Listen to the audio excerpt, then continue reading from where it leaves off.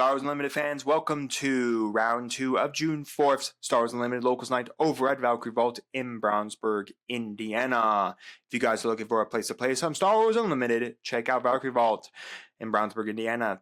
Thursday night, 6 p.m., $5 entry. And for today, we have some more Eternal gameplay. As a reminder, tonight's entire day of round 1, 2, and 3 is all about Eternal because someone in our locals Discord wanted to play some Eternal. And for you all, we have another flavor of Boba Law Yellow, again bringing them bounty hunters to kill and create credit tokens against Gar ECL. Now, funny enough, Gar ECL wasn't on our list of excluded leaders, but does have some top 8s in the Eternal format PQ season. So, yeah, it does have some tops, but unfortunately it wasn't on the list of leaders we couldn't bring to play. But nonetheless, that doesn't mean we can have some fun. Anyways, Gar Saxon states on this front side, you get a +1 for each unit that is upgraded gets a +1 to their attack. He flips, I believe, on 5. And then as well, and again, gives a +1 to attack for everyone upgraded, including himself. ECL was one of the menace bases in the pre-rotation format, especially for those of you who've only started playing in the post-rotation format. That states epic action, which is a one-time use. You may play a unit that is level 6, that is 6 cost or less from your hand, giving an ambush. So basically, think of Dryden Voss's entire gimmick as a leader, but as an epic action one-time use base. It's very, very impactful, especially because this is blue, meaning that you can ECL out the Vader, legendary Vader, from LOF and then allow it to both attack and use the ability to merge something with a shield token attached to it.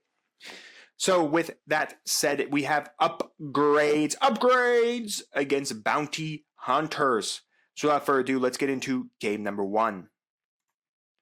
Here we go, folks, for game number 1. We're going to have the Boba start off with a C-3PO, and then we're going to go for a Leppy lookout on the Gar Saxon side of the board, coming in with that shield and overwhelm. So C-3PO on attack, you may give an experience token to a unit that shares the exact same trait as your leader, and Boba, I believe, is Underworld and Bounty Hunter as his 2 traits. So any Underworld or Bounty Hunter unit does have the ability to gain an experience token, thanks to, of course, C-3PO swinging in. So anyways, we're going to go for... oh shoot, I forget his name. It has been a long time. But anyways, I believe it's whenever you play another bounty hunter, you get an effect to go off. So anyways, we're going to swing the Leppy lookout into the base there, being able to hit for 4 damage as a reminder. Because of Gar Saxon, any upgrade on Gar Saxon immediately is able to give an experience token. We're going to go for a Leslie, and then Lassie is going to be able to use his effect to then deal 4 damage to, of course, the guy there, I forget his name, but anyways, mainly, again, typically you only deal 3 damage with her effect. Again, Gar gives the extra +1 because of giving the extra, because of the experience token. So anyways, we're going to go then immediately be able to kill off their of the Lats and then be able to trade both of them, and then we're going to trigger Boba Fett's effect to get a credit token. Remember, Boba Fett does not care if the unit survives battle to gain the experience token. We're going to go for a Zuckuss with a Saboteur, and then whenever you play a Bounty Hunter, you get an effect as well. So anyways, we're going to go for a Condemn on the Zuckuss so it can't trigger its on attack skill. So anyways, then my opponent is just the Boba side is going to take the initiative from there. So Gar Saxon so far is being able to keep the board under stabilization. Also, by the way, because this is Eternal, get ready to see some, power of the dark side. Yes, everyone's favorite control card back in the day. And of course, this also gives you Rival's Fall as well, which is not actually that bad of a card because I do miss abilities just to cards that can murk leaders instantaneously. Do miss them. So anyways, we're going to go for a flip of the Boba Fett here on the battlefield. Again, the C-3PO can still trigger to give it an experience token because, again, I believe it's on attack. You can give it a unit that shares an aspect, a trait with your leader. So I suppose it can give it to the leader as well, as long as it doesn't say non-leader unit. that shares a trait. So anyways, we're going to go for the 𝐒3PO. 𝐒3PO is going to knock out the 𝐿EPI Lookout Shield. It is going to take 4 damage back there. That is going to be a knockout. It does give an experience token to the Boba there. And then we're going to go for Power of the Dark Side. That's an easy one there. Just get rid of the condemned trigger unit that can't really do anything at all here. And then, of course, remember, Gar is still 1 turn away from flipping himself. And then anyways, we're going to have Boba swing for 5 damage. Then we're going to go for the Director Krennic, being able to do the Director Krennic things again. When defeated units do come in with less experience. Anyways, we're gonna go for the 4-LOM. 4-LOM can give basically when you play a bounty hunter unit, it's allowed to basically attack that turn.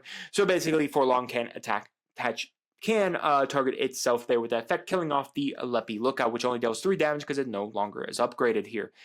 So far, not too bad. Anyways, we're going to go for ECL. Oh, just like I said, ECLing out the Vader, being able to give a shield token to the Boba, killing off the Boba, and then killing out the 4-LOM by burning the token. Anyways, we're going to put out the old 𝐒𝐍𝐘𝐒 from, of course, Shadows of the Galaxy. Then we're going to, of course, go for a attack with the Director Krennic here. Gar does have the ability to flip as well. So anyways, we're going to go for Gar. Gar does come in for 4 damage. And then, again, I think has a when defeated effect of that you can return an upgrade attached to him back to your hand. Doesn't really come up much, if I'm being honest. But anyways, there you go, folks. We just saw the power of ECL, what it's supposed to do, ECLing out that Vader for its one-time effect, being able to murk most things off the board state, and immediately removing and cleaning up everything with it. Not mentioning it's a hyperspace Vader. Very nice. Very nice. We're going to go for OB. We're going to immediately use OB to kill off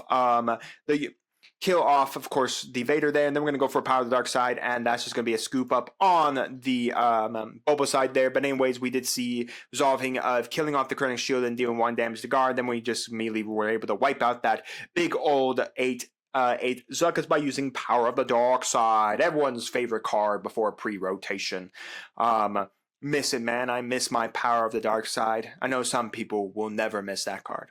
So anyways, we're moving into game number 2. Welcome to game number 2, everybody. Let us see if Boba can take it back. Anyways, we're going to go for 𝐒3PO again. We're going to go for a Secretive Sage down on the other side. Again, Gar's whole gimmick here is it's going to play a lot of units that come in upgraded or have upgrades attached to them, so that Gar can, of course, give those guys an extra +1 to always their attack, which, again, you can easily remove, especially for a shielded unit, because it automatically loses it.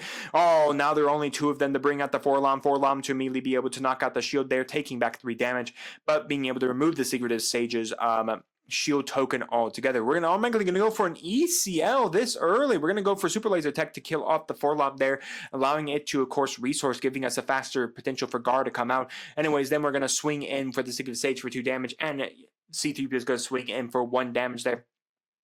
But that is going to be unable to give an experience token to anything because the 4-LOM is gone. Anyways, we're going to go for Zuckuss coming down to the board state here as well. Oh, I guess it must be -5 there to the play cost because of the 4-LOM being play cost from this one. Anyways, we're going to go for 𝐒3PO dealing 1 damage to the ECL base, giving Zuckuss an experience token here. Then we're going to go for 1. We're going to go for Han Solo. That's the Carbonite Frozen Han Solo. Then we're going to go for another Secretive Sage. Again, that Han Solo on attack gives experience token to itself as long as it's active, as long as it's surviving. So if that Han Solo can get out of hand pretty quick, and then also it's hilarious enough, you can actually do some pretty fun things in this. If you have emergency powers, you can put emergency powers on the Han Solo because he does not have a heroic nor villainy tag attached to him. He's just blue-green. He's literally just a blue-green unit. Still, he's a lot of fun. I have enjoyed playing him. I've enjoyed really what he could do, and I enjoyed playing him back in the Boba Fett first deck I actually looked at for the Law format. Anyways, we're going to have Zuckuss. Zuckuss is going to be able to knock out. The shield does have a Saboteur here. And then we're going to use the Zuckuss effect to immediately be able to get rid of the Secretive Sage here. And then we're going to go flip the Boba to gain a credit token. And then we're going to go flip a bunch. And then we're going to go for OB. Then we're going to be able to give, of course, a 4 there. We're going to kill off the 4-LOM there with that one, giving the +2/+2. And then we're going to go for 𝐒3PO, giving, of course, the guy a credit token here. Then we're going to flip both of our leaders because, again, Gar is on 6 and Boba is on 5. Remember, thanks to Super Laser Tech, they do have an active. They do already have a. They already do have apologies. Blah, blah, blah. Right, because the Super Laser Tech they were able to ramp. There we go. So anyways, we're going to be able to swing, so we're going to swing, of course, the Secret Sage in, swinging for 5 damage because it thanks to the Gar's effect, and then Gar is going to swing in as well. So this should be very interesting exactly what is going to happen next. I still feel Gar might have it, but they may be going to a game number 3. Boba has masked quite the board state here, and again, we are quite a ways away from Super Laser Blast being able to be useful here. So anyways, we're going to knock out the shield off the Secret Sage, give an experience token to, of course, Boba Fett here. We're going to go for Timely Intervention to immediately able to run out the Vader with the ambush there. We're going to kill off the leader and the just solo black villainy unit that I can't remember his name. But anyways, that does tap us fully out here. We're going to go for Aura Singh, killing off the Secret Sage, and then 4 damage from the Gar. Then we're going to go put out Boba Fett's Fire Spray, which does recognize that as long as you control a Boba Fett leader unit, I think leader or unit, because that's really old text, so it was before JTL came out, that then it can restand itself, which is really, really nice there, being able to get automatically a guy in the sky that can restand. So anyways, we're going to go for another Lats, mainly being able to kill off the Aura Singh, thanks to the extra +1 from the Gar on the when the resolving of the effect. Because again, you get an experience token, then you got 4 attack points here. So anyways, then we're going to go play for OB! And then we're going to be able to pump out a bunch of damage. We're going to kill off the Vader there, and then we're going to put a damage point onto the Lats, and then we're going to be able to go for the Gar swing here. So that's pretty nice there. And then we're going to go for potentially C3PO. It looks like we're going to go for Bazane. To look at the hand, we have a Vader and a 𝐒𝐓𝐀𝐘. Neither are really impactful here because Vader really can't do much because ECL has been burned. So unless they get another timely intervention to utilize, unless they put one also into the resources, because timely intervention did have a smuggle cost. So anyways, we're going to go for C3PO to pump up the Fett's Fire Spray, and the Fett's Fire Spray is then going to swing with a whole bunch of damage there, fast and quick. But yeah, so it really was cool when we had Smuggle. I miss Smuggle, man. I miss it 100%. I know we have Plot now, but Plot is not Smuggle. So anyways, we're just resetting our board state right here. It's very interesting. This is close. By the way, ECL is only a 25 health base, so that is almost already past half. We've already passed the halfway point. We have 5, 15, 16, 17 damage on base. And it looks like it's just going to be concedement from, of course, the Boba side there. The most they can do is they can swing for that. But again, even with, I believe, the 6 damage points, that's not going to be enough. And then Gar Saxon will win the game. Very close one there in game number 2. But in the end, Gar ECL is able to win over Boba Law Yellow. Well, guys, let me know your thoughts down in the comments on the gameplay on the decks, as well as you guys have tried Eternal and how much you enjoy the new format of Eternal. And while you guys are commenting, do make sure to like the video, subscribe to the channel, and ring the bell so you know if my videos go live for you. I'll see you here next time. I'm on Dragons TCG.